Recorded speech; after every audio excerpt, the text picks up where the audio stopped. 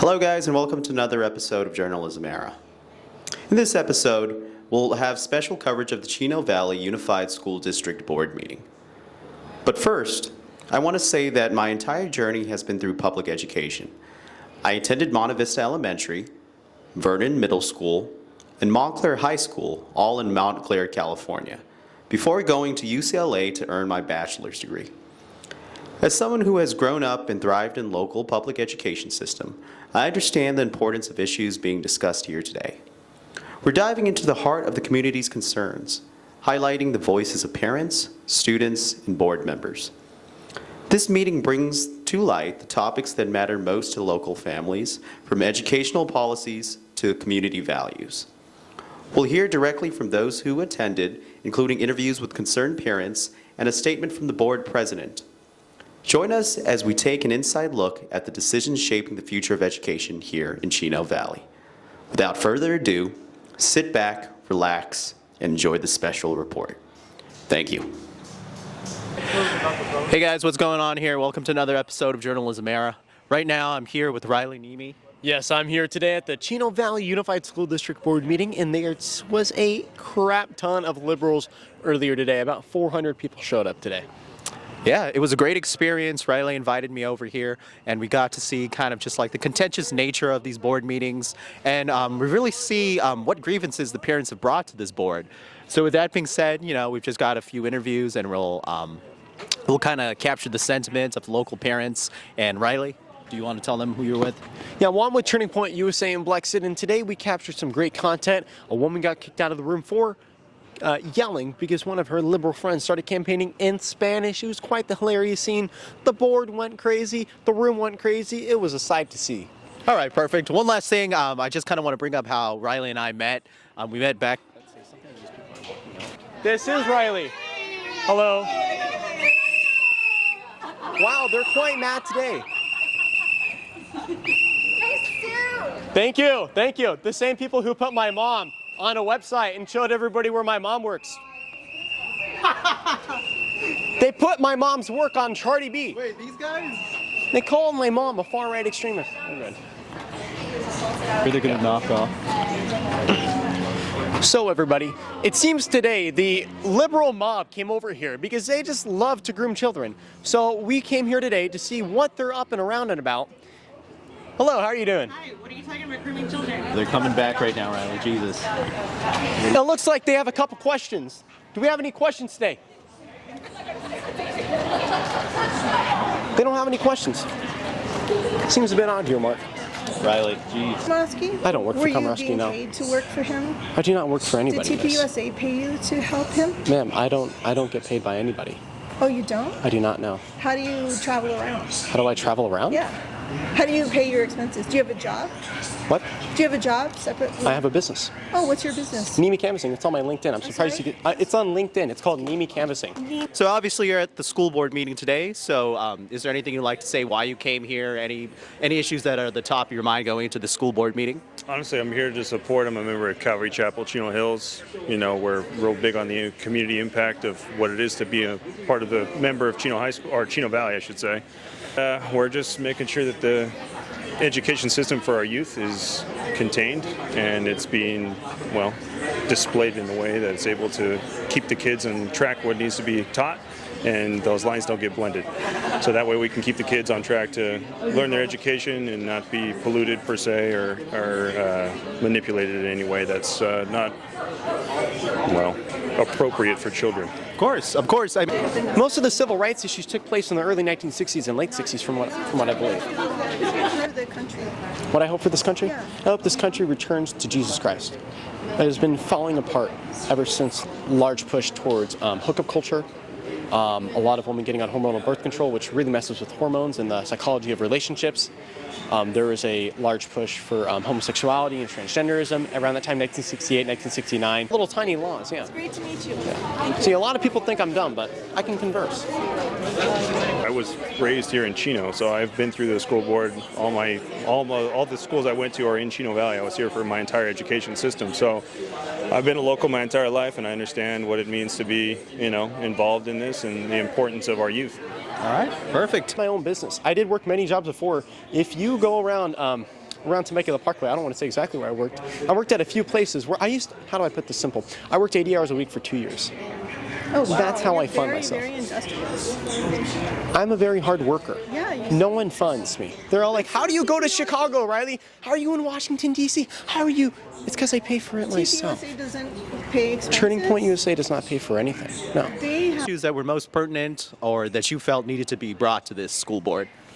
My second grade child, her class is reciting the ASL interpretation of God Bless the USA. I've come out to stand for my beliefs in Christ, my faith, and what I believe is the moral truth, which is, that men and women, boys and girls, were created in the image of God. And I just came out to support my beliefs. I am vehemently against it because the separation of church and state is necessary. I'm here to stand up for the innocence of children and to remove the perversion that's been going on. Go to Calvary Chapel Chino Hills, and we're here to support our children and the future and the youth to preserve our children from innocence. As your grievances have fallen on deaf ears with the school board, anything in that regard? I have previously emailed for other reasons and was never responded. Nobody was showing up to board meetings. It was one of the least known positions in government.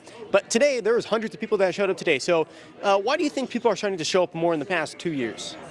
I think the word is getting out. I think evil is showing its face. Of course, we wrestle not against flesh and blood, but the enemy, who I believe is, real, is showing his face. There is, they're not being quiet about what they're trying to do, and I think it's good that people are hearing about this over social media, and a lot of people are spreading the word.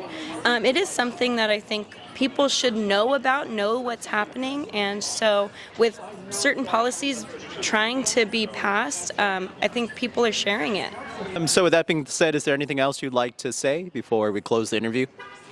Church out of state, church out of schools. It is inappropriate to be teaching our young children that religion is okay, that it's okay to say God. I think it's important for me to come out and show my support for the children and for the church and to be a unity for the church. It's okay to be taught that militarism at 7 years old and 8 years old is okay. It is absolutely not. And these subject matters are way too mature for elementary school children, and God out of schools. That's the bottom line. So this is the free. So I have to put on my serious face. Look. Got it. Now it's working. Hello, guys. Right now, with Journalism Era, we have our fourth and final interview for tonight. So could you go ahead and introduce yourself? Absolutely. My name is Sonia Shaw. I'm the Chino Valley Unified School District Board President. Nice to meet you. Obviously, you're fresh from a board meeting that you held today. It was a quite contentious board meeting. You had a lot of different individuals voicing their opinions on opposite sides of the spectrum. With that being said, what are probably the most pertinent issues that you see need to be mentioned to the public, especially in terms of education of children? Absolutely. I think that after the shutdown, after COVID happened, a lot of distrust was created in communities, in the school system. Parents, it kind of did a divide, right? And parents who normally trusted the school districts, like myself, because that's when I got involved. I didn't even know what a school board was prior to that. It was really important for me to get involved and also build back that trust, because I know in communities like ours at Chino Valley, regardless of the noise, regardless of what Sacramento is bringing down, our district really does do a great job at educating. And now, as a board member, I have seen state legislators. I have seen our Department of Ed superintendent, which is an elected position. I still think that's wrong, because superintendents should have the qualifications to run something like that. I have seen them bring in so much things into our school districts, including deceit and mistrust, that I feel like if you have the right leaders, we can stop that and we can build back the trust and give the kids what they need to have a future. When I brought forward the parental notification policy last year, he randomly showed up to our board meeting to try to shut it down. And there was obviously some previous tension. He also came and walked with the person that we unseated in my position. So there's a lot of tension, but on my part, I'm actually just more concerned that him as the state superintendent is pushing an agenda that us parents and our educators, quite fair to say, are not okay with when it comes to children. He needs to focus back on education, and that's why I'm in this position. I think there's a couple things that stand out to me. One, we have great teachers, but we also have union activists pushing an agenda. And as tonight, many were able to see that you have these union activists that are freaking out about just something that says you can't lie. That to me is bizarre and eye-opening as a parent and a board member. But it also is great because when truth comes to light, that's when things can be fixed. What breaks my heart is students being lied to. And that's why I brought it forward. And we saw students tonight, and it hurts me. And that's the very reason why I fight, is to make sure they're protected from things like this. And they're being lied to and saying these people hate you or these people are doing this. And that's absolutely the furthest from the truth. I want to make sure that we create an environment where kids come, they're safe, they're taught, they're fed, all the things that school districts do. That's what we need the focus on. Of course. Thank you. Live interview. Thank you for your time. Absolutely. We really appreciate all the work you guys do. Thank you. Thank you to Riley, our camera, for bringing me out here. Thank you for the insights you've given this time, Mike. And Perfect. Well, thank you so much for the time. Thank you so much. God bless. Thank you. God bless. thank you for your interview. And your name was again? Marie. Nice to meet you, Marie. Thank you, guys. Well, thank you so much, Alejandro, for being here. Thank you for the time. Also, like little tiny laws, yeah. Great to meet you.